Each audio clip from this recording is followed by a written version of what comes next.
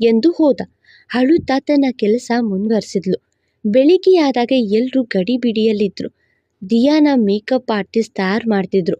ಅವರಿಗೆ ಅಮ್ಮು ಸಹಾಯ ಮಾಡ್ತಾ ಇದ್ಲು. ಸ್ಟೇಜ್ ಮೇಲೆ ಹೂವು, ಹಣ್ಣು, ಅದು ಇದು ಎಂದು ಪೂಜೆ ಸಾಮಗ್ರಿಗಳನ್ನು ಶೈಲಜಾ ಹಾಗೂ ಚೆಲ್ವಿ ನೋಡ್ಕೊಳ್ತಿದ್ರು. ಆಕಾಶ್ ಬಳಿ ಸಂತು ತಯಾರಾಗಿರಲು ಸಹಾಯ ಮಾಡ್ತಿದ್ದ. ಚಾರು ಅಂತೂ ಯಾವ ಕುಂಟು ಕೊರತೆ ಬಾರದ ಹಾಗೆ ವಿಚಾರಿಸ್ಕೊಳ್ತಿದ್ಲು.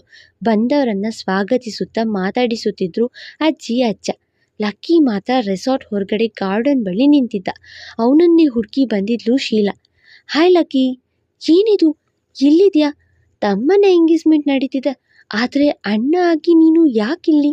What happen ಎಂದಳಷ್ಟೆ. ಅವಳತ್ತ ತಿರುಗಿದವ ಬೆಚ್ಚಗೆ ಅಪ್ಪಿದ.